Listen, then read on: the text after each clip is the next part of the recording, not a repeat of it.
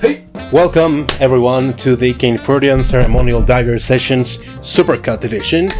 In this very long video I will be putting together every individual session from episode 1 to episode 8 of the work in progress I documented for my Caynfurtian Ceremonial Dagger assets. The finished project is already posted in my portfolio in ArtStation, so you can go watch it there, every detail rendered and presented in a proper fashion, I'd say. Without further ado, enjoy this supercut. I know it's long, but it's for your convenience to have everything together in a single click. Please like, subscribe, follow me in ArtStation and Instagram and all that jazz. And see you later, lads. Bye bye. Episode 1. I had a vision of a 3D dagger and I blocked it to life. As you can see, we're going to be doing it in Maya, and the first step is to get a cylinder, get it down to 12 sides, and delete the top faces, the top and bottom faces. Now you're going to get a cube and try to block out the very basic shape of the blade. Then there are my references. I'm not going to be strictly using one of them. I'm going to be freestyling my dagger from my mind's eye, and we'll see how it goes from there. But as you can see, I have very different designs of blades so that I can get elements from many of them. And here we go. I extruded the first layer of the handguard. Now I'm getting the proportion of the blade right, making it thinner from the end. Now this is very important. I added a loop in the middle so that I can scale it outward and get the edge to get that look of the edge of the blade itself. As you can see there, I fumbled a bit with the camera to make my life easier when interacting with the tip of the blade. That's a very small thing, but then I decided, yeah, fuck it, I'm gonna make it huge so that I don't have to struggle with that. And here we go. Now the blade itself is huge. I am adjusting the proportions, the width of the blade, the edges to make it, flow nicely. Now I'm extruding some of the sides of the handguard to make it a proper cross guard or something like that, from something you would see in a sword. There I'm gonna making it a cylinder, and as you are gonna be able to see just in a few seconds, the idea is to have like thorns or horns coming out of the cross guard to make it look like prickly and evil, and that's the general vibe. Now there I'm gonna be adjusting proportions somewhat. Now I was struggling a bit to figure how I wanted the handguard, the crossguard to interact with the blade. So there, as you could see, I saved it, and I'm back to giving it shape. I'm gonna be giving it a little bit of width in the middle to make the horns itself more cylindrical. And as you're gonna be able to see as we go forward, at least in this first part of the video, I am using some reinforcement loops, some extra loops, just to make sure I get the shape right. I'm using smooth, the quick smooth view in Maya to make sure everything is looking fancy and all. But I will be deleting those extra loops and reducing the topology at the end.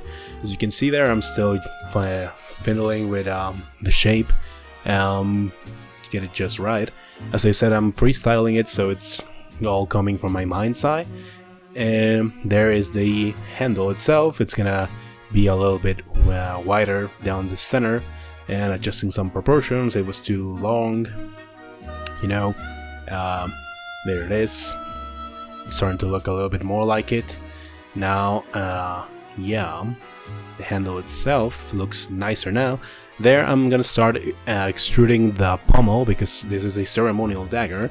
It has a pommel, of course, and as you can see there, it's a very basic end of the handle. The pommel itself is going to be a half moon motif. You're going to see it later. And yeah, so I'm just more adjusting the shapes, getting it just smooth enough. There, as you can see there, I'm adding some extra loops that I will be deleting later, but are necessary in this part just to make sure the density and the edges flow nicely and properly. Then, as you can see, I am solving how I wanted the handguard to interact with the blade. I'm extruding it downwards to make it like the guard is hugging the blade, like it goes down with it. It protects the insertion of the blade into the handle. So yeah, very fancy indeed. Now, the blade starting to look a little nicer, huh?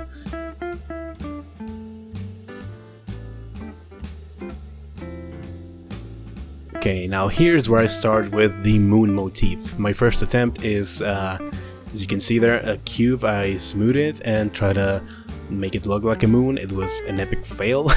I'm gonna be deleting this quite shortly because it looked quite bad. Never mind. The good attempt is coming up next. There it is, it's gone, and now a cylinder getting the same treatment, 12 sides, no top and bottom faces, and there I started extruding the moon shape. It's not perfect, but as you can see, it's far closer to the real deal. Now I'm just closing up the top.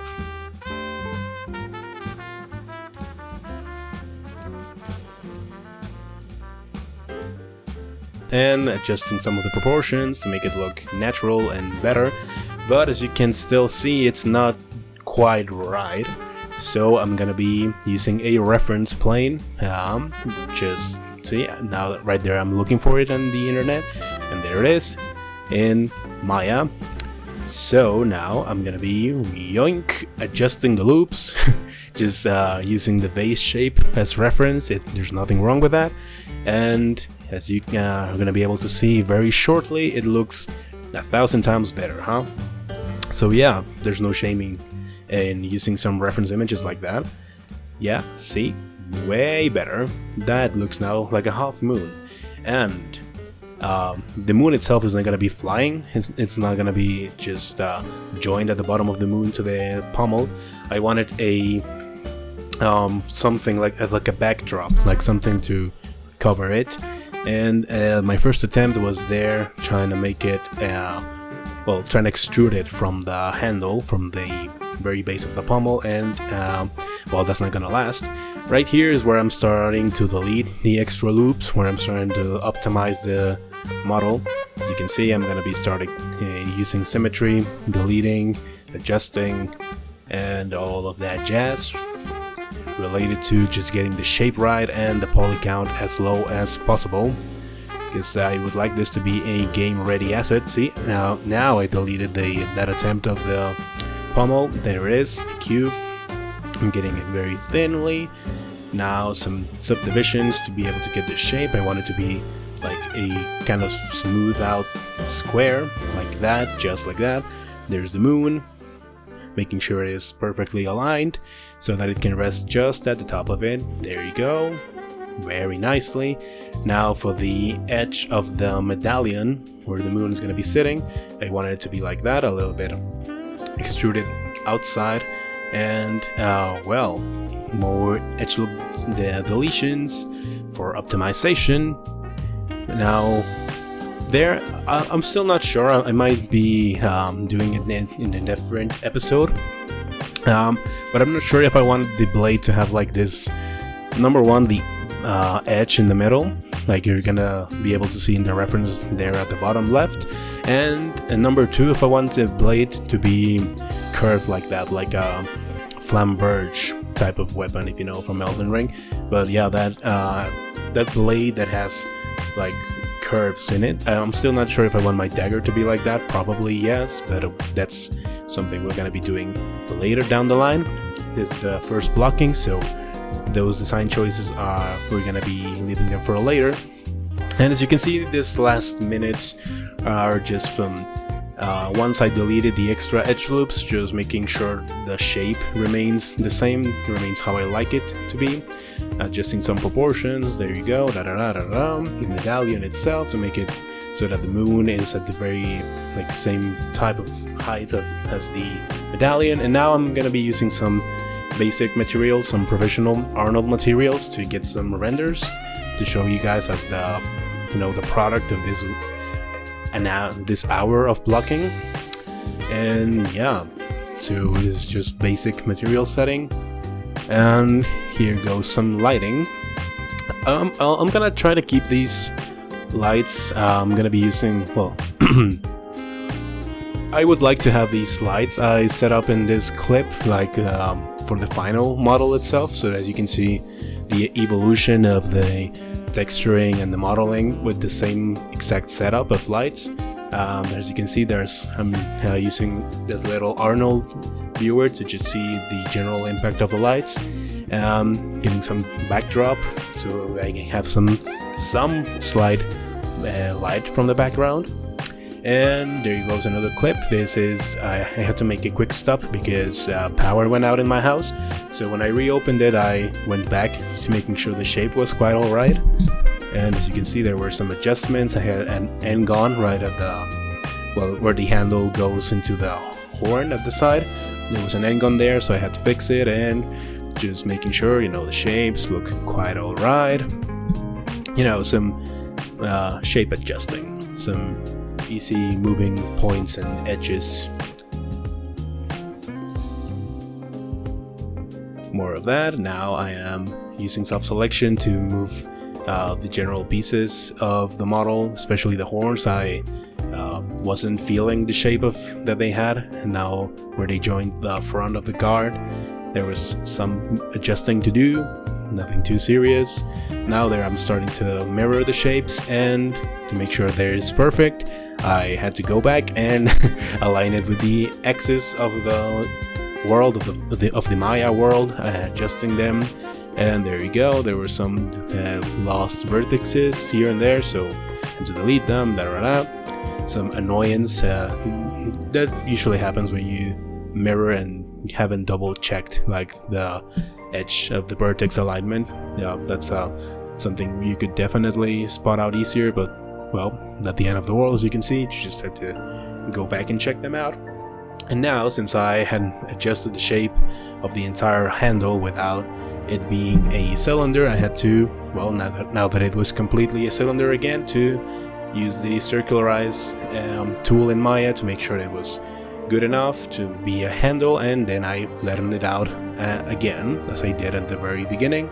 Now here I'm just mirroring the medallion at the pommel, adjusting some of the rose gold material, and setting up a new camera there so that I can show you a variety of renders. There you go, some 4K, and there they go. I'm gonna be keeping this at the background for while I render, so that I can tell you guys that this is probably episode 1 of this series of where I'm going to be showing my process, my workflow for making a game-ready asset. This is going to be a freestyle dagger, not necessarily following concept art or you know, having something very premeditated. I'm going to be freestyling it, both in the sculpting or the next phase of modeling and the texturing and all of that.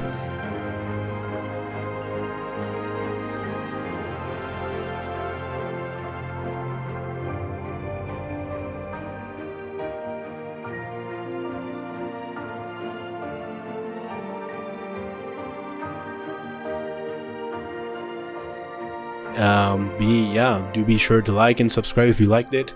If you're gonna see more of this, if you're gonna get some tips, some information, some you know, content to learn, some didactic material, if you will, on 3D arts. And yeah, subscribe, follow me in ArtStation, and see you later, lads. Thank you. Bye bye.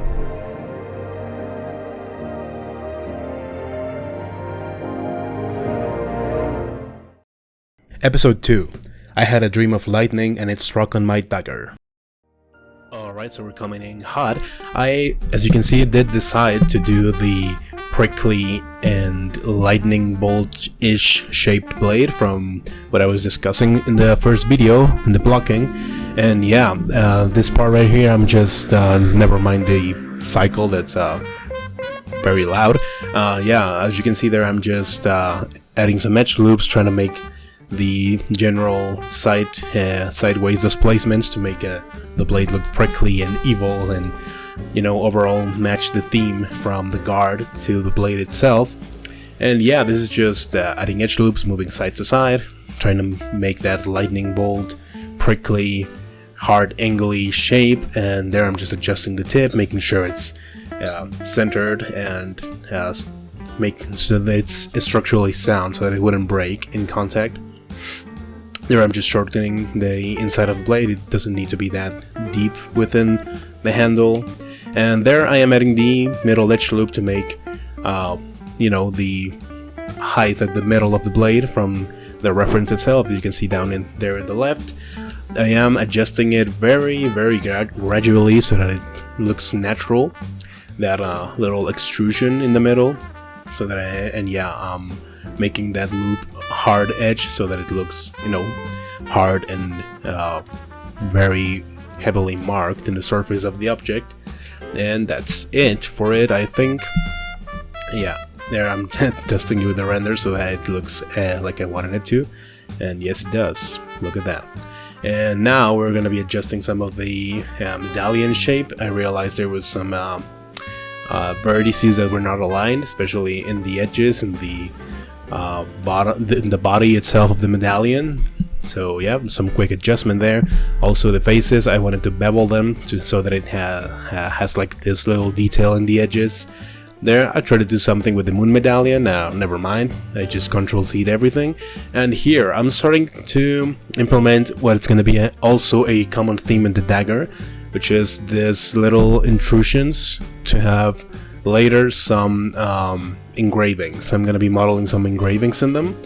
And we're going to be doing that probably in the next part of this process. There, I'm starting to work with the handle. The handle itself was something I kind of struggled a bit, especially to figure out workflow wise how I wanted to do it. I always knew I wanted to do some handle like the one in the bottom left, that was like very hard, easy to grab, very, what's the word, ergodynamic. There you go. That's the word I was looking for. So I wanted to have this like little cylinders extruding out of the shape, but as you can see, I am fumbling quite a bit with how I wanted to solve it. First, I wanted to make a duplicate of the handle I had, and yeah, I'm just adjusting the shape there. This is going to be a little bit of a dull lull in the video. I am struggling, but as I said, I do want to be transparent with you guys. I'm not going to cut away any section of where I'm struggling or anything. Everything's going to be 100% documented in this video, even if it's at 700% speed. There, as you can see, I did make a very highly subdivided version of this that I'm going to be extruding outwards to get those cylinders. That I, in the end, decided is going to be a sort of floater, like a floater on top of the handle. As you can see, this first clip is going to be ending soon. I did do this in 2 sessions, one I think it was Thursday, and the final one on Friday. And yeah, there I'm just adjusting again the shape of the medallion, the pommel. Yeah, so here more, you know, fiddling with the shape, the handle, how I wanted the bottom model of the handle to interact with the floater, the one that's going to be like sitting on top of it. This one is the one that's going to be subdivided so that it gets this smooth shape, but I realized since it was going to be smooth that the surface needed some adjusting so that it actually didn't interfere with the lower model, the model below it, I mean. And yeah, so this is more adjusting the shapes. I told you this is going to be a little bit of a lull in the progress, but as I said, this was something I struggled a bit with in deciding how I wanted to do it. I promise you this is almost done. There I'm just, as you can see, beveling some of the edges of how the handle enters in the crossguard and how it enters in the pommel at the top. And yeah, I think this is where I started working on Friday, and I solved the handle pretty much. Now I'm gonna be interacting with the crossguard. I'm gonna be modeling the final details in the crossguard, and as you can see, I wanted to mess around with the shape of the bottom of the guard, where it begins to, as I said in the last video, to hug the blade, how it protects the insertion of the blade into it. And I extruded some of it outwards, and there I am quite messing a little bit with the bottom of the shape. This is also going to be a little bit of a meandering part of the time-lapse. I was, you know, as I said, on the fly improvising this. This project is by definition, by conception, a freestyling, so yeah, you're gonna see a lot of my iteration of my brainstorming, of my, you know, work that I probably didn't keep in many cases in the final project, but you know, transparency. I wanted to show you guys everything. There, as you can see, I settled on extruding some of the edges of the layers of the guard coming down to the blade, and I think I'm almost done there. Yeah, there was a point where I started to delete the other half so that I can more easily get the look I wanted with symmetry and later mirroring. That's much more like it, I think. I am very much closer. There, as you can see, I am matching some of the more hard edges from the blade into the wings of the crossguard. As I said, this is, as you can see, this is very iterative, very improvisational, but yeah, you can see, fumble a bit with the blade and the shapes of the edges and all of that. There I am finally mirroring, making sure the tip looks, you know, pointy, and there you go. Just checking the shading of the model, and here, I realized I could also use that theme I said from the pommel and use it in the rest of the blade. This is where I start to really making it a thing in this model. Those little intrusions with beveled edges. There you go. Now here I realized there was some vertices. I think it's vertices. In the last video I said vertices, but I think both are correct. And yeah, some of the nuances I mentioned earlier in the last video. I remember I did mention these quirks with mirroring, and there you go. That's the floater, that's the model. Here I'm gonna be adjusting some of the bevels, and there will be a point, I think quite soon, there where I'm gonna be doing something with the middle of the crossguard. There you can see I'm starting to move the edges around, and there, a big wide circle right in the middle. As you can see, this is gonna be a very prominent feature at the end of the model, and I struggled a bit to figure out how I wanted the loops to be distributed, how many faces I wanted the circle to have. I settled with 12, I think, if I'm not mistaken. As I record this, I settled with 12 faces, and there I am, fiddling with the shape, with the depth, with how I wanted to soothe the vertices, the faces, you know, all that jazz of having proper topology in your model. This is me trying to figure it out. As you can see, I I had various tries. I deleted many attempts at settling on something. There I am aligning the circle.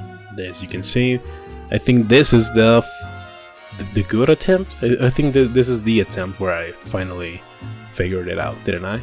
Yes, because I wanted the loop to, you know, loop around the circle so that I could have, there you go, an extra loop of circleness.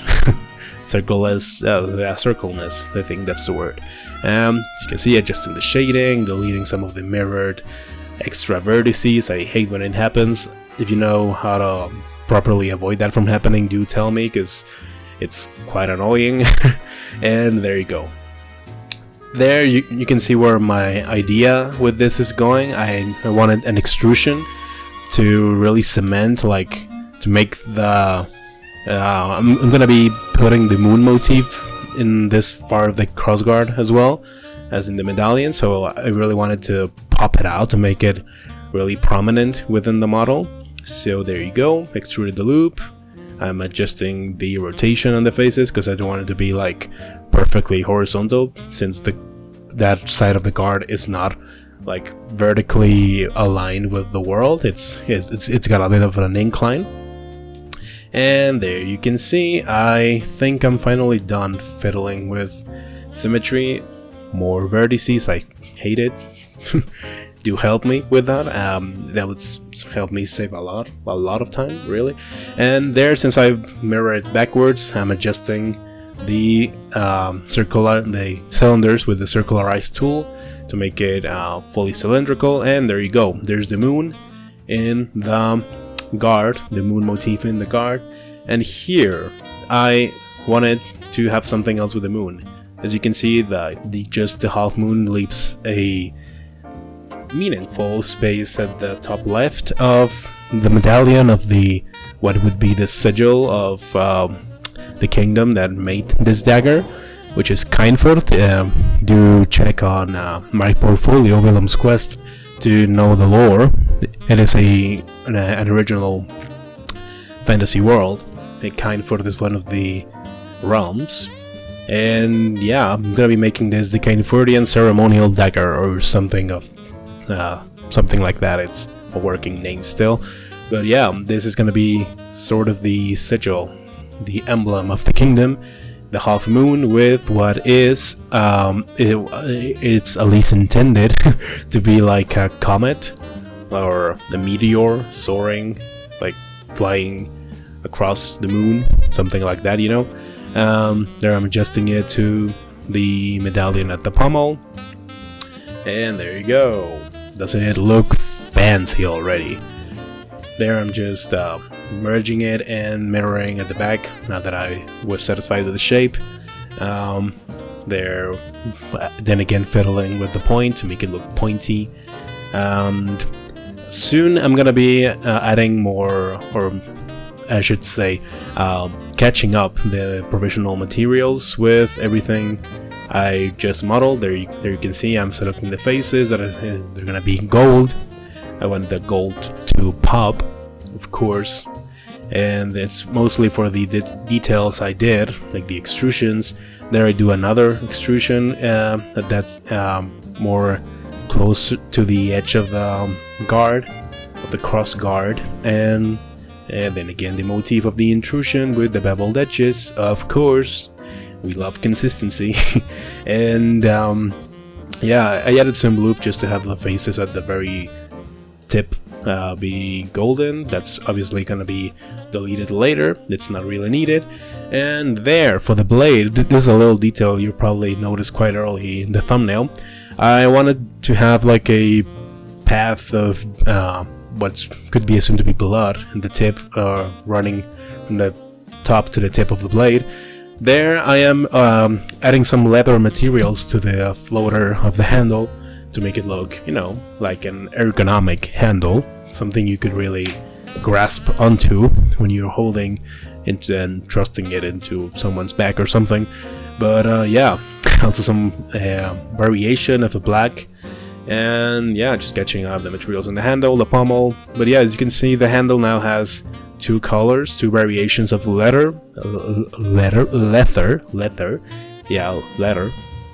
And I also created a new material for the blade to have a different material, different tone of steel from the other dark steel that the blade itself is made of. And yep, there we go. This is it. We're now gonna be using the renders. For time for me to tell you guys that I'm sorry for delaying in uploading this. I had a busy week doing shorts. Bayern München is making history. I had to talk about it. I'm sorry. I needed to cover that. And yeah, this project is likely gonna gain traction now. The part 2 of the modeling is likely gonna be modeling and placing the engravements of, you know, all the places I left in the intrusions, and UVs, the UVing part of this project. It's gonna be interesting. You all know UVs are great. Everyone loves to do UVs, and that's gonna be final modeling part 2, or however I ended up titling this second part of the video. Part 3, well, technically part 4 of this whole series is gonna be texturing. I don't think I'm gonna be sculpting in ZBrush. I likely will skip that. I'm gonna go straight into Substance Painter. And well, the final part is gonna be setting up proper, or you know, more complex renders. I hope you like it, guys, and see you in the next time. Do remember to subscribe, follow me on Instagram, ArtStation, and well, that's pretty much it. Thank you, lads. Bye bye.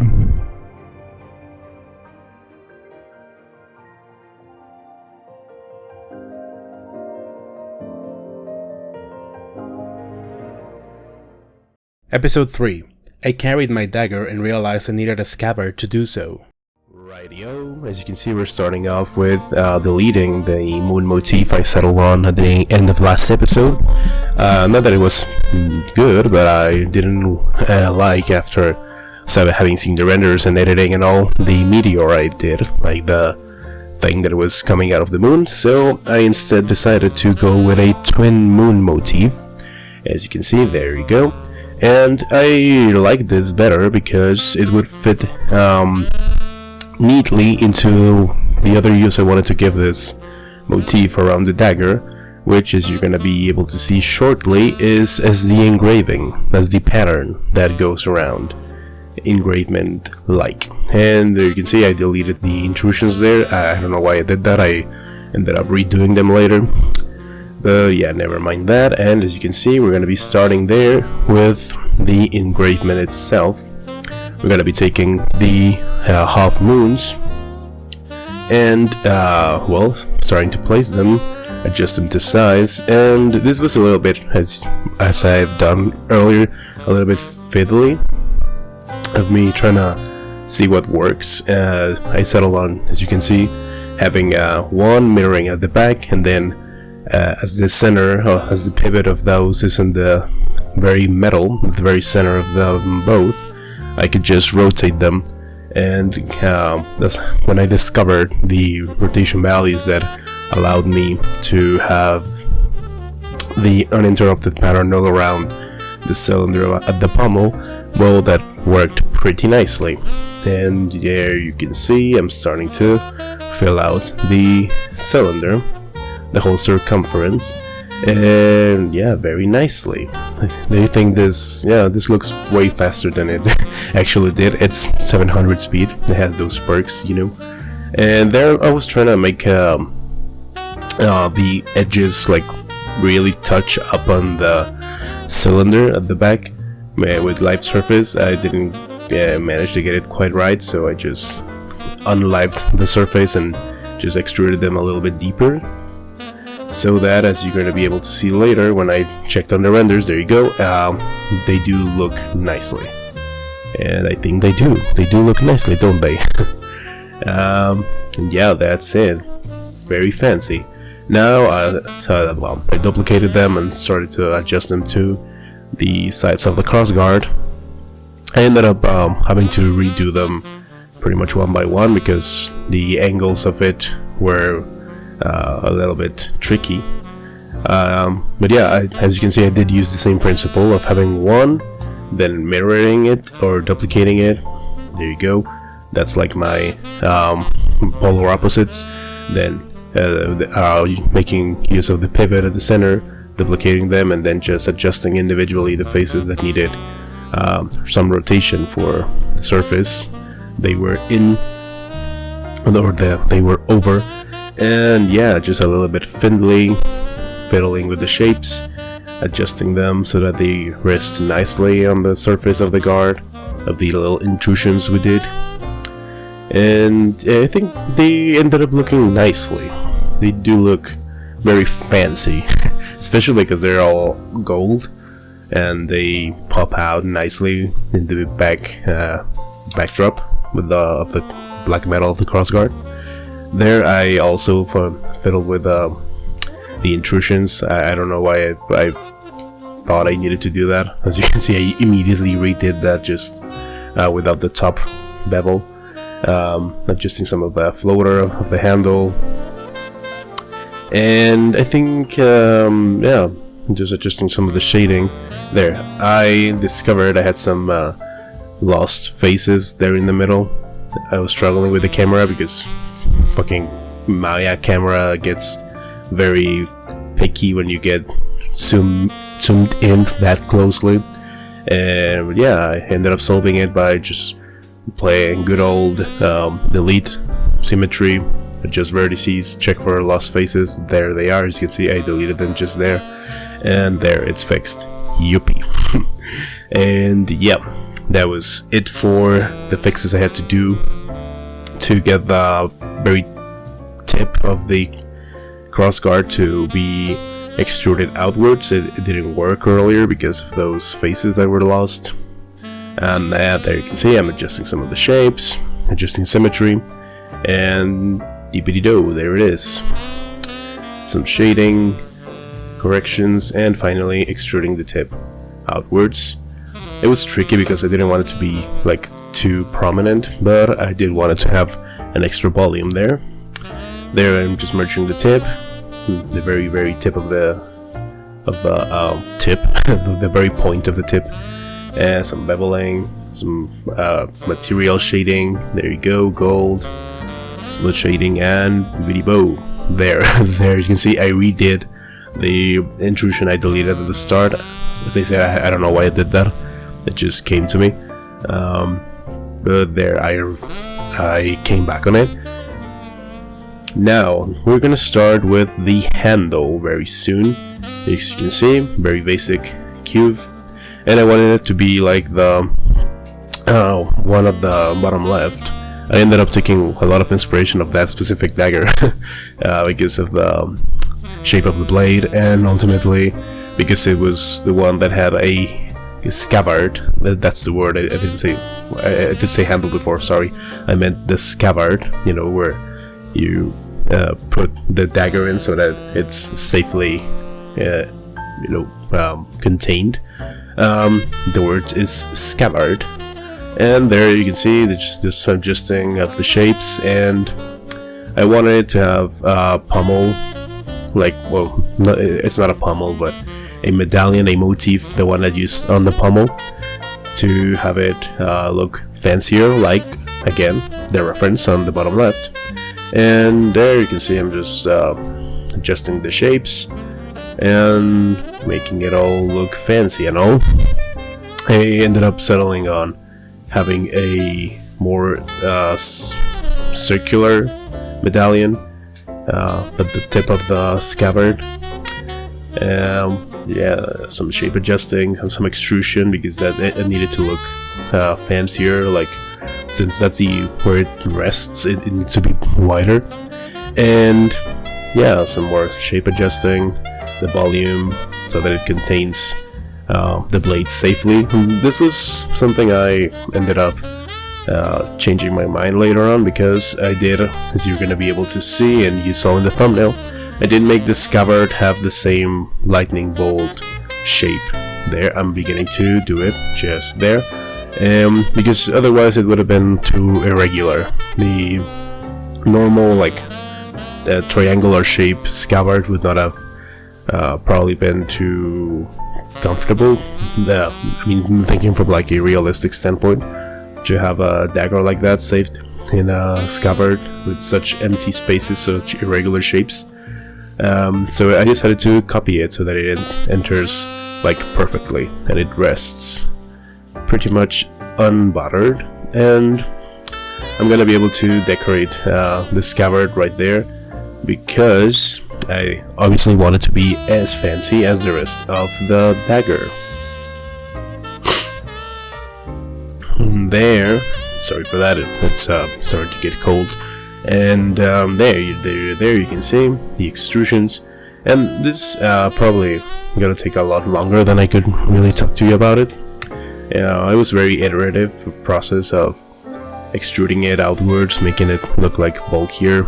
At the start I wanted it to look like the reference, that it has only like the motif at the very top of the scabbard, but I did decide at the end, and you're gonna be able to see it not too far removed from now, that I did decide to get that extrusion in the middle all the way to the bottom of the scabbard. So yeah, there I'm starting to do it. Just there. I'm fixing it so that I can extrude it all in the, at the same time. There you go, and there it is. Now here I fixed the insertions because they wouldn't match. They would have given me problems with the topology and all. And they're there. there it's starting to look fancy. See? Very fancy. And here, I started to do the pattern of the twin moons all the way to the bottom. This was long. It's probably not gonna look like that because it's 700% speed, but it did take a while, especially because the moons had to get smaller as the Scabbard got thinner at the very bottom. So yeah, lots of patterns, and I didn't want to do it manually because, of course. And well, more of that, more adjusting. As I said, they take a while, and it's gonna be ending up, well, not really too soon. In the meanwhile, tell me, lads, tell me. I was thinking, when I am done with this project, to do some more in-depth showcases of my senior thesis project of Wilhelm's Quest, since I have all the material in my PC and I own everything. I can show you some insider content of how I worked it, and especially for people learning 3D. I think I am by no means an absolute expert. I do have some formation and some experience, but I am by no means a industry standard or anything. But I think it could help somebody. I think it could help someone to really feel the scope of a project like this and know what it takes for making characters that are gonna be able to optimize for animation, for rigging, for all that jazz that comes later down the pipeline than the things I'm doing with this project specifically. So do let me know. I think I would do it when I obviously have to finish this project first, which is probably gonna be next week if I can make me do 2 episodes a week next week. But yeah, it would come soonish. And yeah, coming back to the project at hand, the Scabbard. As you can see, I did extrude some of the outer loops so that it has more of a shape and more contrast in depth in the body of the Scabbard. And there I'm adjusting the shading of the lightning bolt-ish shapes. That was the point I was trying to get to. I struggled a bit with the Scabbard trying to bevel the edges because I wanted to have some bevel. Everything has bevel in the model, so it would just be right. But I struggled a bit, not gonna lie, because I had some missed faces that were messing up the edge flow. There it is. I was trying to bevel everything. At the very top I could, so I was wondering, well, why can't I do the rest? There you go, I discovered those faces, and once they were gone, I could just take all the loops and finally bevel. Yoo-hoo! And yeah, some more renaming. As you can see, I do have my outliner properly labeled and organized. That's just something I like to do whenever I'm working at things like this. There I'm adjusting the medallion. I did change at the top. Now it's the same at the bottom, and now it's the same at the top.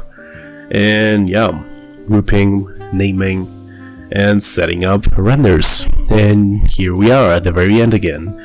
So yeah, lads, as I was telling you, I'm probably gonna do some more in-depth showcases of my senior thesis project and uploading them here. Also adding them to my ArtStation showcases of whatever piece it is at any given time. I'll probably start with Wilhelm, the protagonist, of the Wilhelm whose quests I did. And yeah, if you could tell, if you have read the descriptions or something, especially of my senior thesis showcases in ArtStation, this dagger is meant to be from that universe. It is a Caynfurtian Ceremonial Dagger, and Caynfurt is the realm of Wilhelm. It's the realm to which Wilhelm belongs. Wilhelm was a Caynfurtian knight, so this would have been his heraldry, the twin moons. And this is not going to be labeled or even added to the Willem's Quest album in my portfolio. I wouldn't consider it a piece of it, because Willem's Quest proper is all the work I did during my last year and a half at uni. But this is like expanding the universe of sorts. And well, yeah, I will do that of finishing this project, and later doing the in-depth showcases. If you're watching this and you know me from whatever, or got recommended from whatever, do let me know what you think, regardless of your experience level. If you're an industry veteran, if you're a 3D student, yeah, do let me know what you think. We all artists have to be open to feedback, to criticism, and anyone who can give it in a, obviously constructive way is very much welcome. So yeah, do follow me on ArtStation, follow me on my Instagram. I do have Instagram, Facebook, TikTok even now. So yeah, do follow me, because I am trying to be active pretty much everywhere to reach you guys anywhere and as much of you as possible. And well, yeah, I think that would be pretty much it. Enjoy the rest of the renders, and see you lads in the next one. Bye bye. Thank you for watching.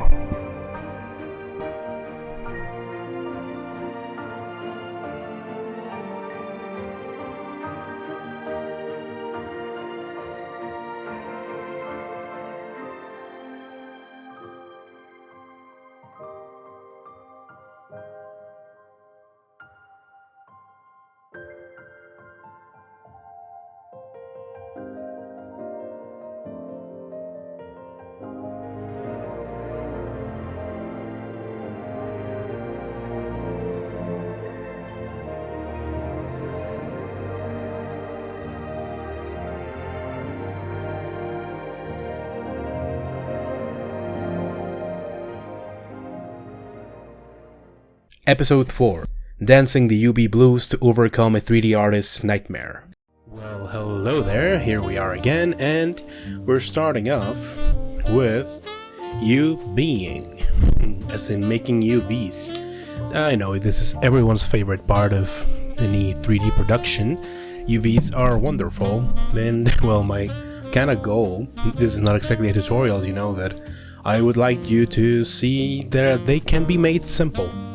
We are gonna first start off, as you can see, by singling out pieces. We started with the dagger, and the easiest option to doing good UVs, and as you're gonna be able to see later in the video, is to delete anything that's symmetrical. I have been using symmetry quite a lot in this series. And as you saw with the blade, it was a very simple cut, just one straight down the middle, and that was it. Then we moved on with the guard, the cross guard, the spike guard, if you will.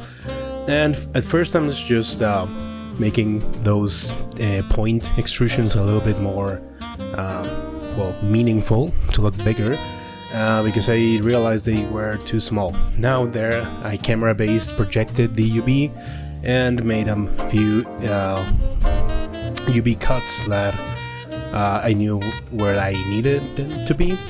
Mostly, and this is gonna be my kind of philosophy for making UVs, is where you are likely to make material transitions. So I was very much guided by all the intrusions and extrusions, since those were also gonna affect the UV projection noise. I needed them to be there. I needed the cuts to be there. And as you can see, I'm just separating them, straightening them, as in orientating them in horizontal and vertical in the axis, according to to roughly how the shape itself is present in the model. So the intrusions, I put them vertically.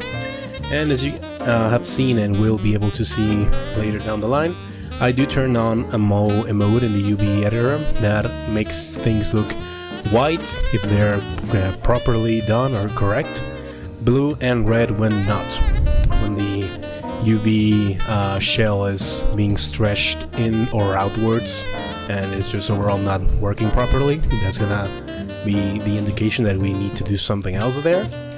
For this section of the guard is just well, straightening, rotating, just managing my shells according to how I'm gonna need them to be. And this is mostly a feel or some rigor you can gain along the way to know how you need your UV shells to be. If you're gonna apply a pattern, like a tiling pattern, it's better to have your shells be all in the same direction, like properly aligned, like using my vertical rectangles for the intrusions that are like perfectly like a cylinder perfectly aligned vertically, you know, if that makes sense. I hope it did. And well, now as we move on with the handle, pretty simple, as I said earlier, symmetry, just project. And here it is important to point out here the red and blue I was talking to you about earlier. Here it is, and in this case you see where that blue region is mostly focused in. It's because we have a vertice there, like a lost vertice, like we have been dealing with from the very beginning of this project. There was a couple of them in that section that made the UV well, shine blue. Now you see as we deleted them, they are fixed. They're fixed now. Now we moved on to the floater, to the handle floater. And here I'm not really sure of how really necessary this thing I did is. This thing that took a little while to process, which was straightening the cylinder of the handle. I figured since it had pretty little movement around just being a cylinder, I could do it like that. But as my classmates know, this whole thing about making UVs perfectly straight or not is quite controversial. But yeah, I did it just because I figured I could. I redid it later and not ended up having it like that. We're moving on with, you know, symmetry, deleting the back half of everything that's perfectly symmetrical in the C axis, the medallions. The symmetry of the motif, of the moon motif, was very helpful since it was very simple. I just needed to unfold them and the shell would have been perfectly fine. As you're gonna be able to see as well, the things that are not perfectly symmetrical, like those moon motif rings going around the pommel, the guard, and yeah, those two, I did not delete them. I kept them like that since they are not perfectly symmetrical, you know, applying the philosophy. And there I'm trying to see just how my layout tool can help me in, you know, having the shells properly distributed, how they're looking, how they're fitting the UV tile. There as well, I'm straightening or just rotating the shells according to how they physically are in the model.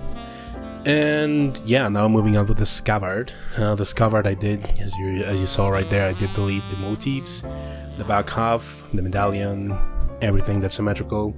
Then again, and yeah, this is pretty simple in the sense that UV cuts need to be simple.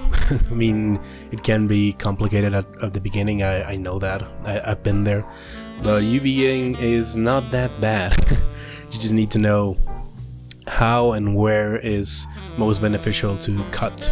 As you see there, I'm making some extra cuts to help me get cleaner shells, cleaner cuts, and just yeah, making sure everything is optimal, or making sure it fits with what I've learned to make UVs like. And yeah, just rotating. This is, by the way, quite slower than other videos since the full recording was less than an hour. This is I think at 500% speed, whereas the other videos were at 700. Yeah, so you're gonna be able to see my work a little bit slower or more easily followable, I guess. But yeah, pretty much everything I'm doing here is making sure shells are properly aligned, to be consistent in their rotation and how they're gonna be placed. There I'm fiddling with a very useful setting in the layout tool, which is padding. It helps you not have your UV shells too close to each other or too close to the edge of the tile. That's very helpful, and I'm gonna probably put it in the thumbnail, my UV snapshot. I'm gonna probably put it there, and making sure that I have the correct padding both from shells and from the tile, as I said, to make my shells not be too close to each other or to the border of the tile is very helpful. To also, as I will do later down the line, as when I'm finished with the project as I post it to ArtStation, I will also add the texture maps cleaned out with the UV snapshot so that they can be easily readable. Here I'm just backtracking some of the symmetry because I realized I could most optimally use my UV tile size, you know, the full square, if I don't use a very, a single UV side or a side of the model for the UVing. And let me explain myself. An optimal way to do this can be to just UV cut and lay out one half of the model. As I said, this model is pretty much entirely symmetrical, so you could do just a single side, layout, and texture it like that. That's just a single side, or just once your UVs are ready, mirror it, don't touch the UVs at all, and texture it, having both sides the same. That's one way to do it, but I realized since most of the UV set, as you probably were able to see, it was empty. If I did that, even including the Scabbard in the same UV set, I realized I could get away with having it both sides, so that it, as I said, more properly fills the square, to make sure I'm making the most out of that UV tile, of that square texture. And yeah, this is where you can see I'm backtracking with the handle floater. I did straighten it again, and I'm gonna backtrack it pretty much immediately. Not worth it was like a couple of minutes it took to straighten, because I realized, hell yeah, I had some missed double vertices, or n-gons, because of vertices that were lost somewhere in the shuffle. So yeah, I backtracked it, and there they are. A projection that's more akin to what you would see when you just unfold it. And we're nearing the end, lads. This is, as I said, quite shorter. The work itself was quite shorter. It was under an hour, whereas the last two modeling videos were like a couple of hours each. And yeah, this is pretty close to the end. We're gonna be doing the baking and texturing next episode. Pretty close to the end now. I think I'm gonna do it both in the same episode, or maybe one of each. Yeah, I think maybe one of each, because baking can be a whole thing. Texturing, it could be easier, since I've already have some of the smart materials from Willem's Quest that fit the style I wanna set this asset in to look like, from the Willem's Quest aesthetic, which I manufactured. All of the smart materials I'm gonna be likely using are smart materials I did during the production of Willem's Quest, and yeah, that's gonna probably make it a little easier. So yeah, next episode, baking, and the episode after that, texturing, and probably the final episode will be just rendering, setting a Marmoset scene, probably making some nicer render lighting in Arnold. I did say I was probably gonna use the same lighting setup I did in the first episode for the entire thing, but you know what? No, maybe not. And yeah, I run out of video to talk over. Enjoy the UV snapshots and some viewport snapshots of the model all caught in UVs and like that. See you, lads. Subscribe, follow me in TikTok, Instagram, Facebook for more uploads, and thank you for watching. Bye bye.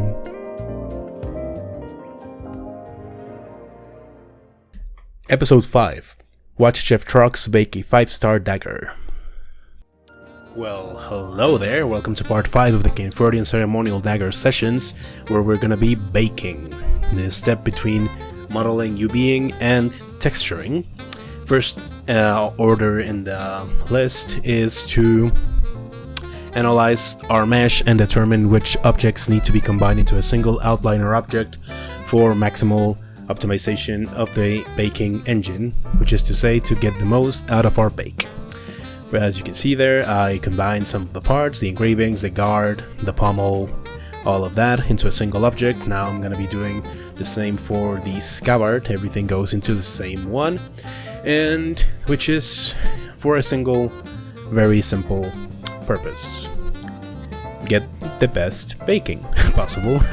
The details are technical and quite in depth. I could talk about them in a later video, but the gist of it is we need to combine and rename every object to tell the engine, okay, this is one, and I need you to have the detail or this single piece match with this other one that's the same but has a different name. As you can see, we're renaming the final objects with the suffix low to tell the engine that this is the low version, the low poly, the most optimized version of the object. And we're gonna be duplicating them and changing the suffix to high to tell, okay, the high is where you're gonna take the data from and put it into the low. That's pretty much the gist of baking. Transferring data, aka sculpt mesh data, from the very detailed one to the very simplified low one. We're not having too much data to transfer since we're not sculpting in ZBrush. I did say at the start I probably wasn't going to sculpt, and I'm sticking to it. Now we're finally going to Substance and setting the resolution. I want this to be 4K, and we're starting with our test bakes. 1K for our quick testing, and as I said, I am using the same, technically the same mesh. I just duplicated it, but it's pretty much the same mesh as my high, because it would allow me to make sure, as you can see at the bottom left there, I have the same or the proper matching of objects according to their names, you know, from the ones we duplicated and just had some named underscore lower and low and some underscored high. That's what we're doing here, and changing, as well as you're seeing there, some of the specific mesh map settings to ensure that they also utilize the match by mesh name to get, you know, the most optimized mesh maps possible. There goes our first test bake, and guess what? I noticed, as you can see, some issues with the UVs and the baking. Yeah, spoiler alert, this episode does get a little bit in depth in actually fixing my UVs. I did not realize at the end of last episode I had some issues with overlapping UVs. I honest to God did not realize. I discovered them as I started baking, which was inconvenient, but never mind, we can fix it quite simply, and that we did. The issue, I'm gonna spoil it for you right away, was I had some faces, some UV shells from the crossguard that were not properly unfolded when I laid them out. It took a little while to realize that was the issue, as you're gonna be able to see in the recording. I'm not gonna cut it away because I want you to follow my process of changing things and realizing the problem itself was not already fixed entirely, coming back and trying again and again. But yeah, the issue, as you can see, is some of the moon motif UVs are overlapping over the UVs at the center of the medallion from the guard, and those shells, specifically the ones at the center of the medallion, were the issue, were the ones that were not properly unfolded and thus were giving problems. I also, as you can see, fixed some of the edges that were not properly sewn together, that were altering some of the UV shape from the handle floater. But yeah, that was pretty much the issue, the entire issue.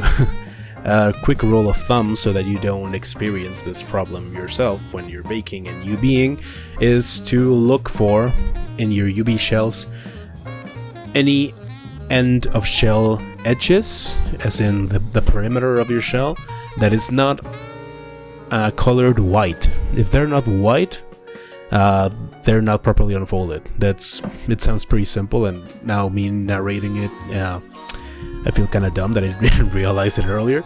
But yeah, as you can see, I tried a couple of times and realized the issue was not there. So, and until I finally found the problem, those faces were not unfolded. Now you can see they're proper full circles, and that was literally it. That was the whole issue. And now I'm just re-unfolding and re-layouting this entire object's shells, and it's quite repetitive, mostly from the work we had done in the last episode of proper UVing, but never mind, this is an issue we all have to face. Now, second issue, I realized some weird anti-aliasing in the intrusions/extrusions, but that was not an unfolding problem. That was mostly due to how the UV shell itself was laid out, having to stretch and account for the intrusion extruding into itself, and that I fixed by cutting the bottom part of the extrusion from the intrusion shell, if that makes sense. I hope I talk clearly enough in that part. But yeah, I gave another extra cuts as you see there, selecting those edges and cutting, then unfolding to try and fix that issue of having some distortion in the baking. At the end, I didn't fully fix it, I guess. I think I did good enough, but you know, that's still something I could revisit later. Yeah, this is fixing UVs, and I'm gonna start talking about some of the next steps. As you have been seeing, I did some low resolution bakes, some like 1K, almost no anti-alias bakes for testing. That's obviously by design, because it can take a long while to bake something at higher resolution. And I didn't want to commit the time if I was not positive the mesh and the UVs were already good enough. Now, this is my first attempt at a good high resolution bake, and I'm gonna try and see if the problem with the intrusions is already fixed. The thing I'm gonna do to prove if it's fixed is I'm gonna start showing off some of my texturing workflow. There I'm picking some of my Abelrakian gold materials that I did for Willem's Quest, and there's my workflow. I am gonna be using masks and anchor points to assign materials to different parts of the mesh. There I am masking what's gonna be gold, and there I'm creating the anchor point. You can see there, anchor point gold mask, and assigning the fill to the material. There I'm testing how the masks that this material already has behave with the intrusions to see if the problems persist, if it still looks like weird as it did before, and I think it was good enough already. Now I'm focusing on this face at the edge of the crossguard that is perhaps a little bit too stretched and it's looking weird in substance. It looks like it has an intruded edge. Just some weird stuff right there. I didn't really know what changed the final outcome. I added an extra edge to more properly distribute that face, and that seems to have fixed it.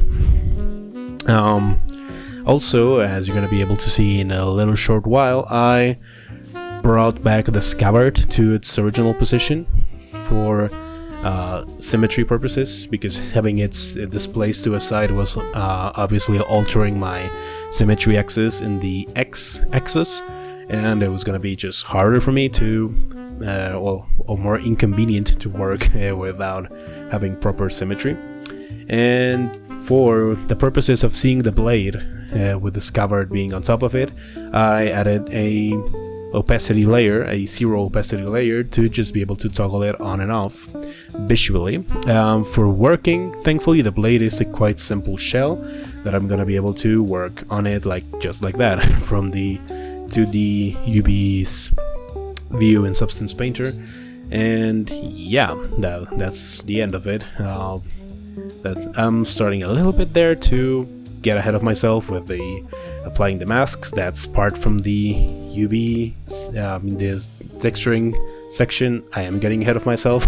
I'm gonna cut off myself quite shortly on that thing. Now I just needed to update the high to have the scabbard back at its original position. Some final baking, and I think this is the end of it, lads. I'm not gonna be showing you renders yet because, well, pretty much nothing visually has changed in the model. So yeah, this is gonna be the outro. Baking is simple enough. I think I mentioned it in the last episode. If you know what to look for, what are the most common issues, it can be simple, pretty much of no consequence, but you do have to know that there are some easy banana peels to slip on, like I did with the not properly unfolded shells at the start. And yeah, well, pretty much it, lads. Follow me on ArtStation, TikTok, Instagram, Facebook to not miss any of the updates of the series. We're almost at the end of it, probably just a couple more episodes and we're gonna be done with this asset. I'm gonna be uploading it to my portfolio, obviously, apart from the working sessions. And yeah, do not miss out, lads. Follow me, subscribe. Thank you for watching. Bye bye.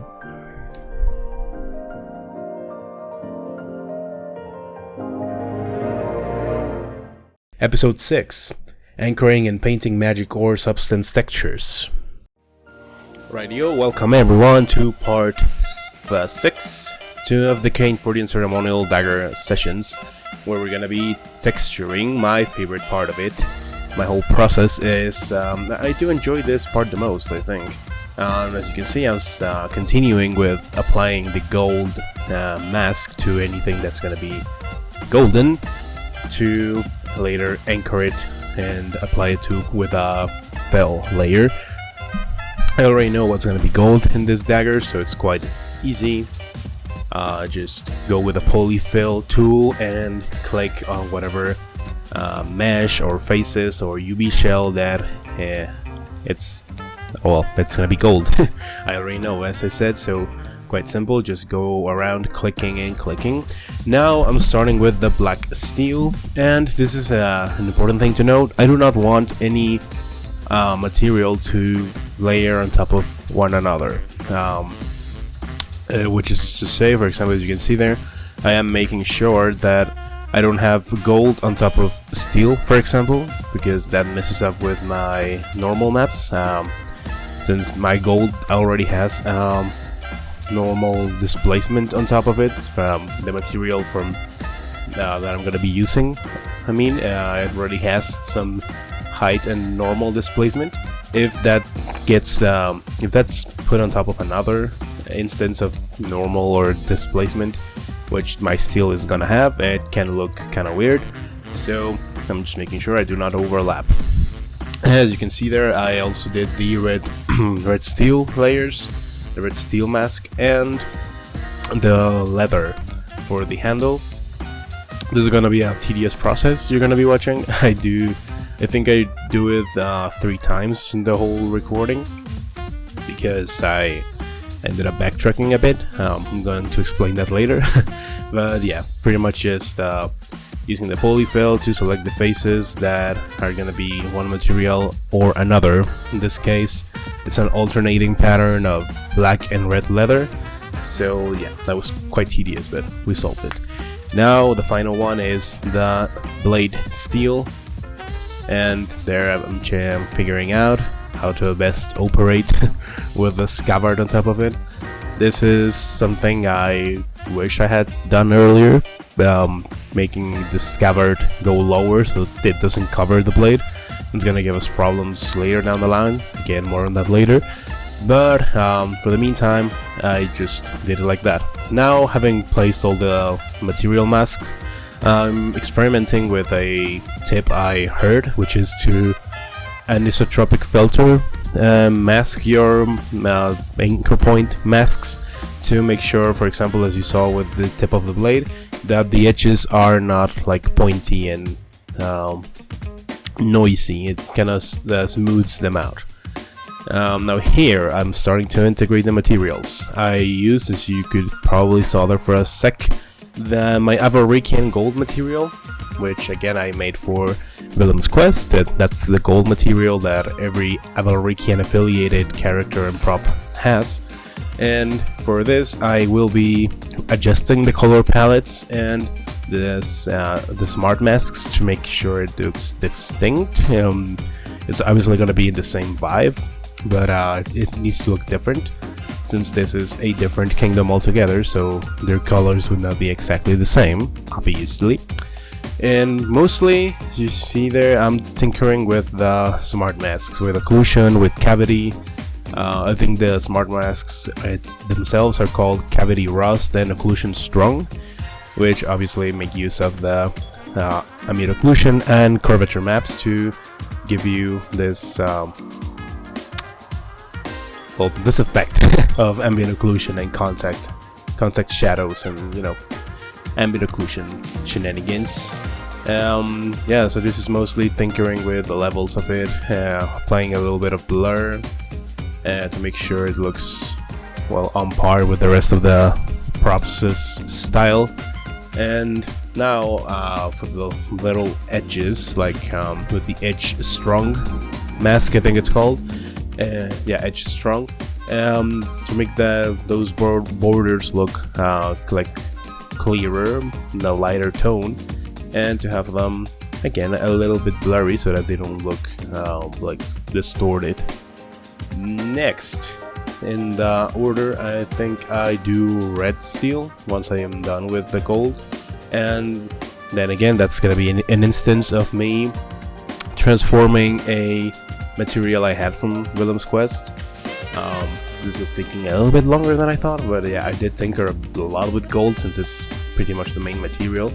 And there you can see I am experimenting with the height variations. There you go, and gold is done. Now for the Caynfurtian red steel, I am using the base of the Caynfurtian blue, the Avalrikian blue steel, and just changing the colors, of course, and adjusting the values of the masks to fit this specific prop. Well, specifically, yeah, to better suit this specific prop. And a lot of the same things, just playing with the values of the masks, with occlusion, global balance. It's mostly the setting I tinker with. I do not interact with the global contrast. I think I just automatically pull that all the way down to 0, as well as the global blur for the masks that do have that as well. And also, as you can see there, I'm interacting with a metal edgeware generator that's giving me this like scratch color variation. That's very useful, I think, to give some breakup in the color. And that also has, and this is a bit of a pro tip, I guess, that also has some roughness and metalness variation to make sure it's not flat in those values. It's like a color variation of like metal being scraped away, or a little bit of rust forming, so that makes sense. It would have roughness variation. Now for the black steel. The black steel of the body of the dagger. This is, well, and again I am using the base material from the Avalrikian blue steel and making it dark and adjusting the values to make it, first it's, as you can see, like a little bit of a matte color. It shouldn't be like that, it's metal, of course. I'm gonna change that, but this is where I really get into applying color and roughness variations through smart masks and generators of such things like that. As you can see, there's first of all, there's just like adjusting cavity, adjusting occlusion, moving the values, blurring them a bit so that they don't look like spotty, and well. Most of the body of the dagger is a base of dark with a little bit of gray on top of it. And the thing that there exactly, I did it. There is the metal edge wear generator. This is gonna be a little bit of a creative out of left field choice. I do have that normal level variation, as you see, but also I will make it reddish to make it look like copperish, like the red itself is bleeding into the dark metal. I think it looks cool. Like the ore from which it's done is taking over.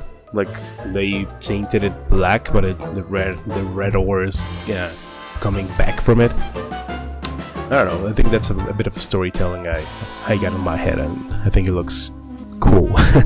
Now here, I'm starting with leather materials soon enough. I think I'm just tinkering with colors and values there. As you can see, this is the Avalrican blue leather material that I'm gonna be making black for that specific part of the scabbard I'm working with, and adjusting some of the occlusion values, you know, same old jazz. Very much most of the work here is adjusting material values and color tones and hues and brightness levels and all of that, just tinkering with technical values of colors and masks. And now I think I'm starting with red leather. There you go. The red leather, that's the alternating pattern in the handle and at the very center of the scabbard. There's occlusion, and this is a good example to point out why it was important to merge all the scabbard little sub-tools, I guess we could call them, like sub-objects into a single one for the purposes of baking, because now we get the occlusion from the moon motifs going down the scabbard into the body of the scabbard itself through occlusion mostly, but we do get that color variation of where the moons are touching each other and are resting on top of the scabbard. That's cool occlusion, and when we would not have been able to do it without the neat trick of merging and saying what's the exact phrasing, like match by mesh name, I think. And now we are with the blade, and here is where I struggle a bit for this first minutes of the recording, which was like an hour, but you know, 700% speed. For this first minutes of the recording, everything was relatively smooth sailing. But here I realized the scabbard is giving me trouble, and here's a bit of a jump cut because I tried to fix that thing with the scabbard by adjusting the object, the UVs. Yeah, I'm gonna spell it out for you. This section is me redoing the bake and the UVing and mostly the setting of the masks, because I moved the UVs and the objects, because the scabbard being on top of the blade was being inconvenient. So yeah, note to self, do not have things on top of each other like that, unless you're gonna be using different texture sets like I did with the characters, for example, in Willem's Quest. Then again, as I am getting close to the end of this series, so the in-depth showcases of Willem Quest are coming soon enough. There I'm gonna be able to better explain myself what I mean with that. But yeah, just you know, transparency's sake, this is me tinkering with the adjustments I'm trying to do for getting things to work easier. As you can see there, I did straightened again the handle shells, the handle floater shells, to make everything look more straight and be easier for me to just do like that. Like drag and select the polyfill faces. Here I am once again redoing the blade details, That's tedious, but oh well. And the the solution ended up being to just move the scabbard down. I mean, I needn't have the scabbard on top of the blade. That was unnecessary, hubris-like, if you will. But yeah, there I'm checking the masks are working properly, and I still don't know why the scabbard would not properly hide once I added a material to it. I don't get it, because you know, the trick of masking it with a zero opacity layer had worked right up until I added the leather materials, but not for everything, just for the body of the scabbard, which I don't know, it's confusing. I don't know why it didn't work. But here we are with the blade. We're starting to work with the blade. The mask of as I said, the pad of like blood coming down the blade with the red steel and the gold. That's already been done. Now I'm just tinkering with the material itself, and for that I use my Aberrakian steel material from Willem's Quest, and then again adjusted the hues, adjusted the smart masks. There I am trying to get the edges to pop, the hard edges of the model with the edge strong smart mask. I'm trying to get them to pop, but to not look too exaggerated, like it's obviously, but to not look like it's obviously calling for attention. And I think here is exactly where I'm gonna say, oh my god, fuck it, and I'm gonna go back and move the. Oh no, never mind. This is a much more interesting thing I did. I set it up a test export of the textures. There you can see I'm merging it and creating a new material to connect these textures. And I'm gonna pause it for a second. I'm gonna grab a still from this thing to show you guys what I mean by an interesting issue I had. And coming right away now, there, the blade. You see the blade? You saw what happened with the blade? That was, I don't know, what was that? The blade looked like a collage of colors and textures. And I'm pausing it now. I don't know why it looked like that. As you can see, I'm frantically staring at my UV sets. I'm even gonna pull up texture, like the color image, to see what was going on there. There it is, but I don't know what happened there. I genuinely don't know why the blade looked like that in Maya, but not in Substance. I don't know, really. So yeah, this is the final straw that broke the camel's back. The dagger, the blade looking like that, it's gonna prompt me to finally move the scabbard all the way down and, well, pretty much do the setup again. I'm duplicating the high, the low, deleting the mesh maps, re-importing the mesh, cleaning up the material masks again, and this is the last time, don't worry. This is the last time I'm setting material masks, and well, yeah, this one, because I didn't notice the UVs got again. Yeah, this is the last time I'm setting material masks. So yeah, note to self: don't be stubborn.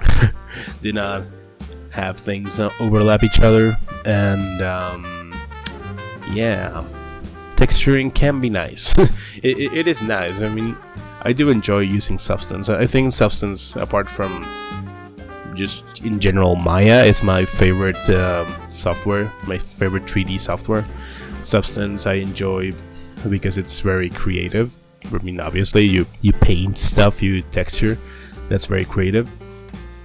But also because you can give an extra layer of storytelling to things, like, as I pointed out with the black steel, like the red ore coming out of the black steel, of the blackened steel. I think it's it can be a cool storytelling detail from explaining the almost magical nature of certain ores in this world. Also, I also had with the red hue of the red steel, that was also kind of a creative decision because it's very bright. It's like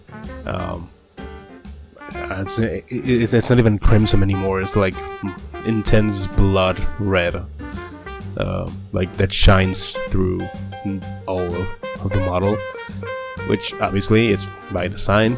The Caynfurtian heraldry is gold and red, this specific hue of red at that, so it had to translate.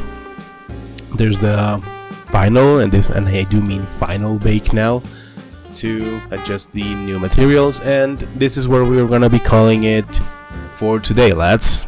This is the end of the model. Now here I'm just finishing the roughness and metalness values of the blade steel to make it look, you know, proper, and adding some variation through. I think I use a calf mask with a random seed to add like color and roughness variation on one part, and I duplicated and re-randomed the seed of that like noise of that variation to make it look distinct again, and that was the touch. That was the final touch. But yeah, as I said, this is pretty much the end of this episode, good people of the internet.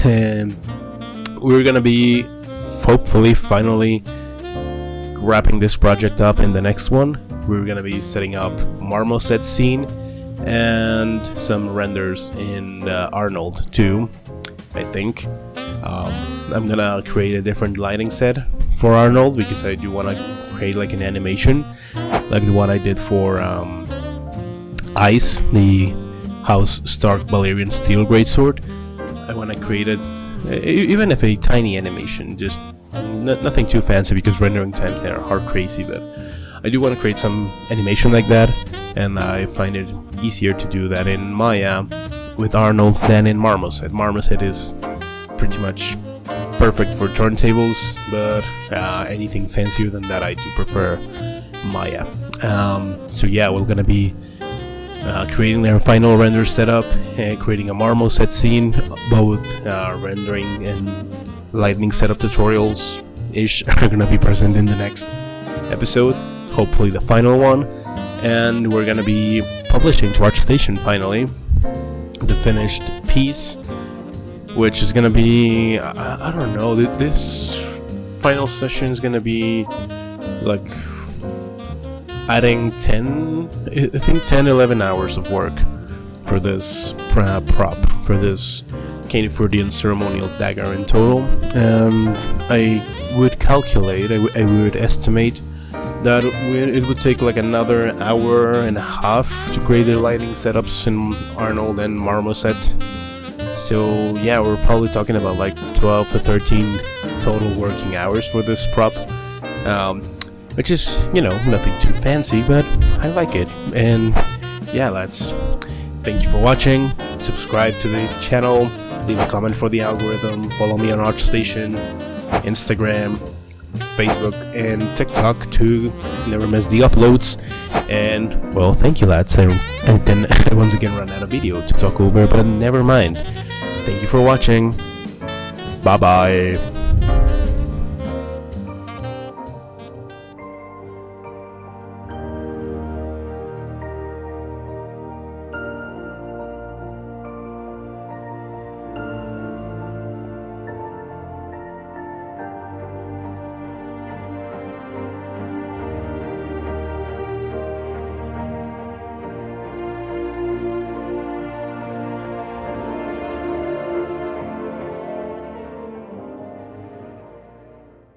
Episode 7.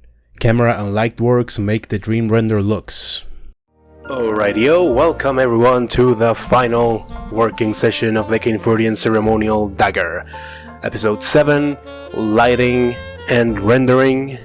Finally. Here we are, lads, we are at the very last episode. There will be one more upload on the Caynfurtian Ceremonial Dagger, but it will be the final showcase. We're starting off in Maya. As I said, I was going to do a unique setup for the final renders, and I'm starting off with posing the dagger for what's going to be like the secondary main shot, the main thumbnail one, the one you are likely to see when you visit my portfolio. I'm going to be setting up later. but this first one is just opposing a laying out of the dagger proper. As you can see, I am using a plane that it's ultimately going to be well, pretty much useless. I'm not going to render with the plane in the background. I just thought it was ineffective at the end. So yeah, the dagger has been laid out as if it was like on a desk on the table, and I'm starting to create lights. This is obviously going to follow the principles of the 3-point lighting, you know, the rim at the back, the main and the fill. And this one I'm doing is not exactly neither of one. I am actually gonna do like 4-point lighting. I'm adding one extra to that mix, and this first one I'm doing, that's hitting the dagger from the left side of the render, is going to be a sort of bottom fill. As I said, this is not exactly textbook 3-point lighting, but it's gonna be nice at the end, I think. And the main gist of this is balancing cold and warm lights to this, so the render looks balanced. And this first one, as you're already seeing, is cold light. For this, I like to rely on Arnold's color temperature for the lights. As you see at the right top-ish right, you have the color temperature slider, which allows you to make cold light, which is like a very light blue, or warm light that goes all the way to red. This first one, as you see, is very light blue. The second one is a little bit orangey, and the third one, which is the one I'm selecting exactly there, is also orangey. That's gonna be the balance I find here. And another tip, I guess, is, as I'm gonna be doing shortly, is to isolate a single light to make sure you are content, you're satisfied with how each light is contributing to the final look. Exactly there, I am shutting off the other two lights to make sure each one does what I want it to do. And yeah, the second cold light hitting the dagger from the top of the render. I'm balancing the exposure, the shape, the intensity, and that's a balancing act, really. You just don't really know how I just know that, I just know by practice and by studying renders and photography. I think I can just go by my gut to tell what looks good. So yeah, this is mostly practice and being familiar with your render engine, which I very much am with Arnold. I have been using it for 4 years, and now I added the rim light, the one at the back, to outline the prop or the model from the back. There it is. And here I am deciding I want some general lighting. I added a skylight that is giving a very dim light, not very really noticeable, but it's giving some light that's gonna allow me to lighten up the model. Quite redundantly, but yeah. And the trick is, I made this skylight invisible to the camera so that I can render with transparent background to not have the color in the background. Now I'm just adding a little support light to the center medallion to make sure it looks lightened up like I wanted it to do, to make sure it pops out to the view. And there, I think the lighting wise and camera wise, this render is finished. Now here I'm just diving back quickly into Substance because I realized I had that little quirk in the Scabbard at the very top. I had some black metal on top of gold, which is no. And as I was already tinkering, I realized the pommel medallion needed to be all gold, going like all around it, and it had a stripe of black metal, so I changed that and changed some of the, as you can see there, other materials in the pommel medallion. And that's it. That's the extent of this Substance redive, and pretty simple, just minor fixes. And we're gonna be headed back to Arnold soon enough to set up the thumbnail shot, the actual portfolio shot. By the way, can't you tell me this is the coolest wallpaper you've ever seen? That Batman animated series wallpaper I found on Wallpaper Engine is diabolical. It's perfect. I love it. But yeah, here we are in... Oh no, we're not setting the thumbnail shot just yet. I am laying out the Scabbard as well, because I realized since it's being like laid out in a table like for show, the Scabbard could and should be separated from the dagger, and so I can, you know, lay them out in a more interesting way to make sure like the dagger is laying on top of the Scabbard, that they're interacting with each other in that way. So I did that, just that, as you can see, and that's the main secondary shot. I was talking to you about it earlier. This is it. This is the final version of it without the plane. There you go. That's exactly it. And once I'm satisfied with how it looks, I will move on. The renders I did off camera once I stopped working, because they were gonna take a while. I think these took like without the background, which is I wasn't familiar with how much faster it is, but they took like 5 minutes, so I figured I could do it just out of recording. And here I am returning the dagger and the Scabbard to their original positions to re-render with the camera shots I have been setting, and to, as you're gonna see exactly there, set up the main thumbnail shot I was talking to you about. This is it. I'm tinkering with angles, shapes, how I want. I know I want it to be a square because ArtStation thumbnails are square, so I'm adjusting. I'm trying to find a camera angle and a shot that best suits having a square render. And I think, well, I do believe I tinker a bit with this specific idea, but by now I like that one, and I'm going to start creating a new lighting setup for this. The rim at the start, as you can see, that's the rim light. There I am adding the fill, and this is a traditional 3-point lighting. It's just the rim, this is the fill, and the main is going to be the warm one. Or, well, yeah, practically, yeah, I guess you can tell, because you can say this is the warm is the fill and the cold is the main.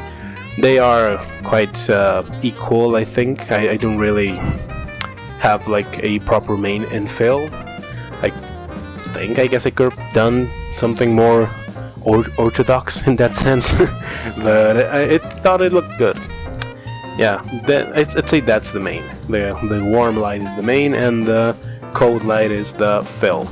That's how I explain this 3-point lighting setup I did for the thumbnail shot, which is also going to be rendered with a transparent background, so that I can add a background in Photoshop, as I've been doing for every other thumbnail in the series, in the Sessions series. Which, by the way, I believe I've said it earlier, but this is the last one. This is the 7th and last session episode. The next upload is going to be showing and, you know, merging together the renders and the turntable. I don't think I'm going to be able to include the little animation, or maybe if I do, it's going to take a little longer, because the animation is going to take a while. At least like a couple of days of rendering, so that might delay it. Yeah, I figure I might just delay it to include the animation and the turntables and such. But the ArtStation post can go up without that animation. I can just add it later. The renders and the turntables, I think, are enough material to showcase in a first instance of an upload, so that's gonna be it. And here I am just checking that the previous render setups look cool. They did, and now Marmoset. Marmoset is a really short venture where we just create a new scene, import the dagger, connect the materials, and recreate a simple 3-point lighting like the one we did for the main shots. That's the rim light, that's the camera that I'm gonna be using for the turntable. Next is the fill in the main, which I think I did exactly the same. Like for the main shot, the fill cold light coming from the right and the main warm light coming from the left. I think that it's exactly what I did here too. So pretty simple, just adding lights, aiming them properly, giving them the right color tones, which is a little bit harder here than in Arnold because you don't have the color temperature scale to make it easier for you to find the right tones. I already know which ones are my preferred ones, whereas here I have to tinker a bit.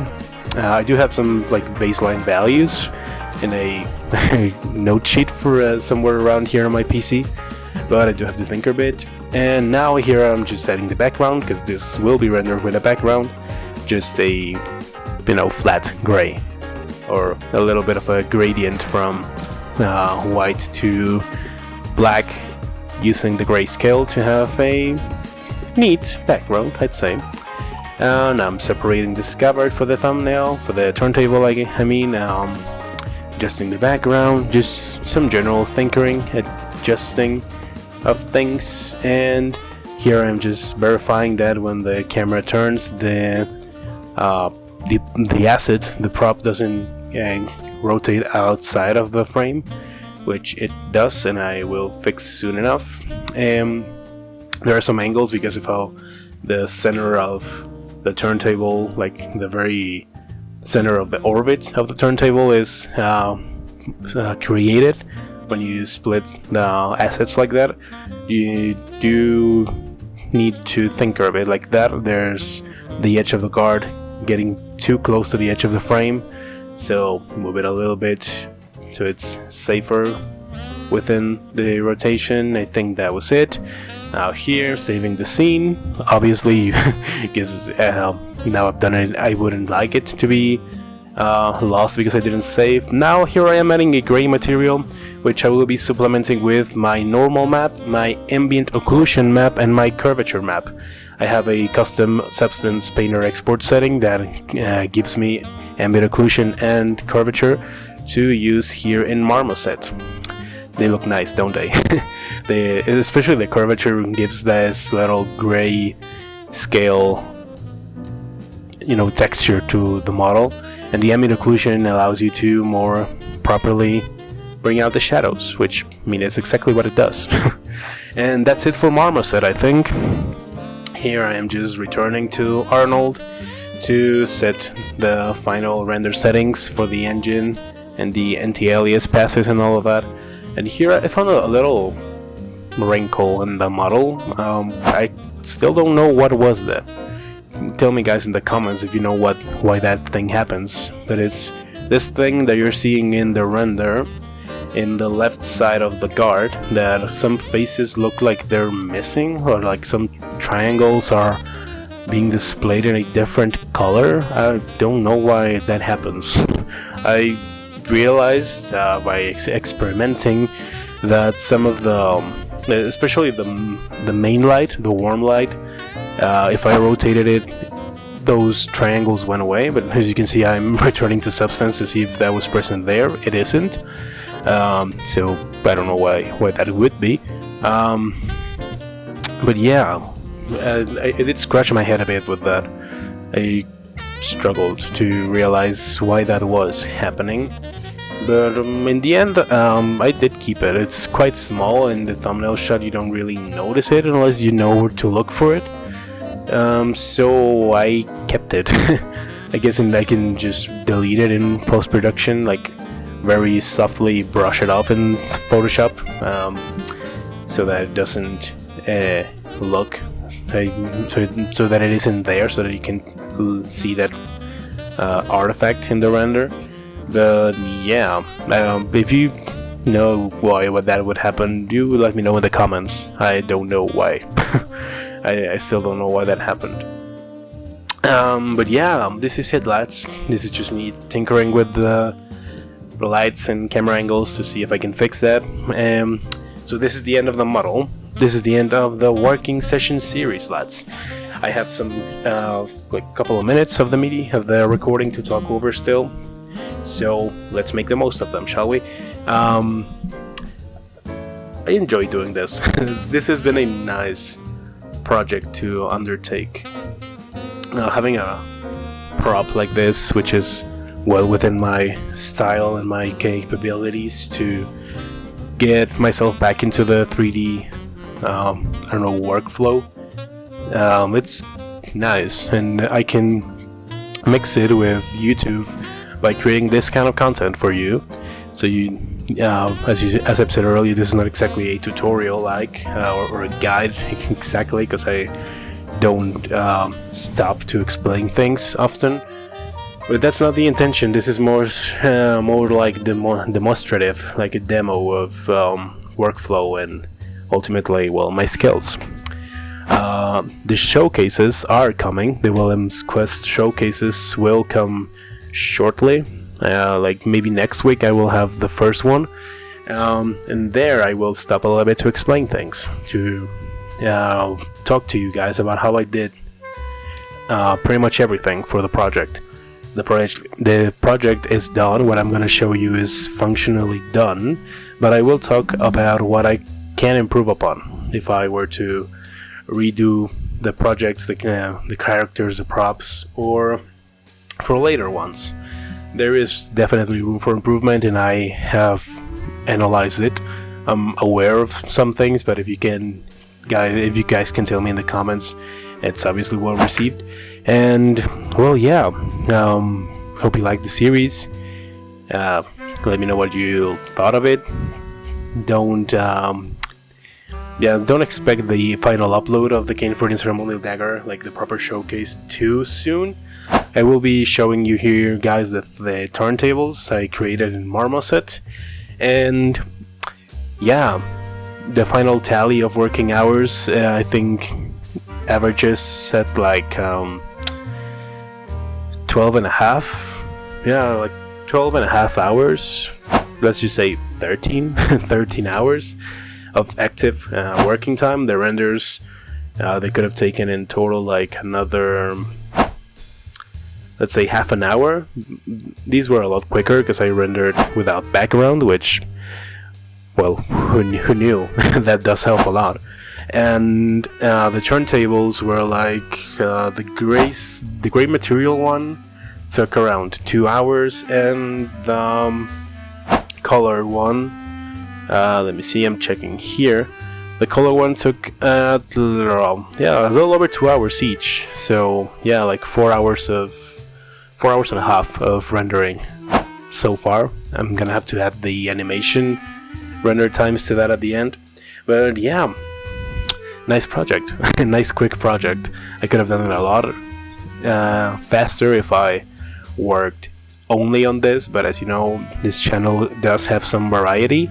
I will be jumping back to covering Civ 7, Civ 6, and with another episode of Meet Your Leaders, which is a series I started and haven't worked on for the last week because I wanted to wrap this up.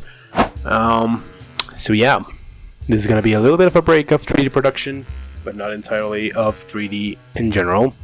Thank you so much, guys, for watching. Follow me everywhere on Instagram, TikTok, Facebook, ArtStation, and subscribe to the channel. Ring the bell, leave a like, let me know what you thought of the project. Thank you so much for watching. Bye bye.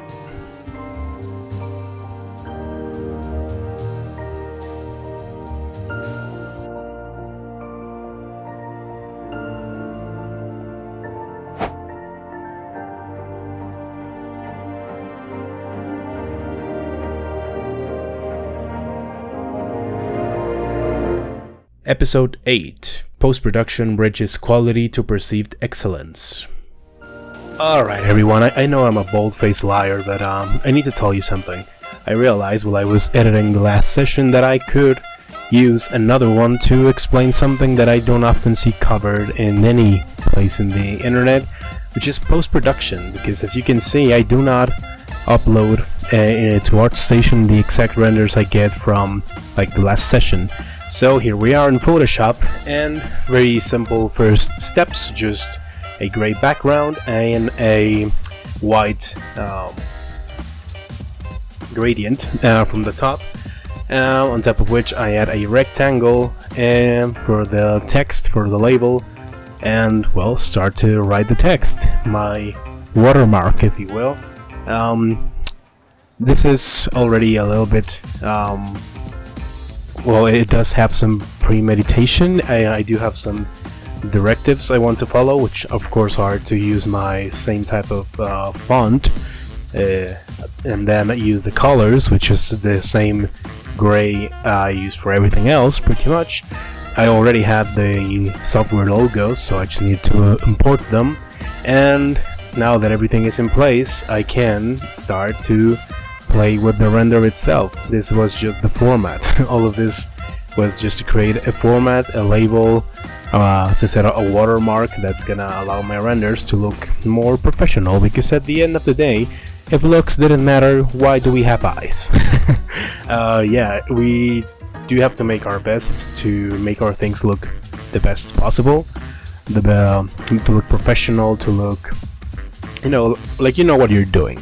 And but see, this is my effort. So now I'm starting with filters to the render, a little bit of saturation, less brightness, and more contrast for the colored ones. I think that gets the best look out of them. As you can see, the colors pop out a bit more, and it's less white. That's for the purpose of decreasing the brightness. Now for the black and white / wireframe renders that I realized I didn't show them in the last episode because I did them afterwards, after I stopped rendering, but there is a Arnold material that allows you to do wireframe and stuff, so it's not necessarily a secret. You could Google it and learn how to do it in like a couple of minutes. That's how I did a while ago. Sorry I didn't show you, but it's not that hard. And yeah, this is... We're already creating our first exported renders, our first fully post-produced renders. Now I created a vertical format for the vertical renders, which I am gonna end up deleting, not using, because I figured I could use a square image to just put two vertical rectangular renders together and, well, save some space. Instead of having two separate images for two slim vertical rectangles, I could just put them together in a single square one, and it would be, well, more efficient. And that's what I ended up doing. So this setting up of the vertical rectangle format for the renders is kind of a lost cause, but I will maintain my posture about transparency and not delete them. I'll keep them in the video, since it also allows me to talk over them and explain this kind of thing to you. And here I'm just remembering the values of the filters, the saturation, the brightness, the contrast. Those values I need to be consistent among all the renders, so I'm remembering them and applying them one by one. The format is the same color of the background, same gradient, same everything, just readjusted to the different shape. This is the next phase of it. Once all the renders have the same filters, I wanted them to have a little bit of an outer glow, like a more fancy stroke to them. This is literally just the blending options, the outer glow. I found a color I liked, the values that I felt looked right for them, and applied them to every single one of them. As you're seeing, this is just repeating the same thing, because I want to be consistent, uniform, yeah, reliable. It's a little bit repetitive, this part, but it's just doing what needs to be done for all the renders, and I will shortly do the thumbnail. The thumbnail itself was a square render, if I remember. I think I did say that in the last episode. So there's where I'm gonna realize that I could be better off just using a square image for the vertical renders. I think is, yeah, in this next jump cut, there you go. There's the square render, and I will experiment with, as I said also in the last episode, painting over those weird things. I do not know why those things were there. I still don't know, and I don't care to go back to check them because it's probably something stupid. So yeah, never mind. Never mind, I pointed that out. I will paint over them for the main thumbnail if I remember correctly. So that's gonna be mitigated in that way. And what else is new for this? Yeah, as you can see there, painting, grabbing the different tones for the edges and sides to make it blend in as much as possible. I think I managed just that. Zoomed in, it's a little weird, but when you zoom out, it looks fine. So I'm glad with that.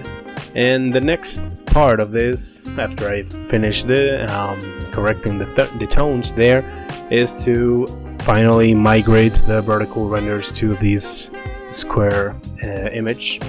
I'm gonna be doing that shortly once I get the format from the horizontal renders to the square one in the thumbnail.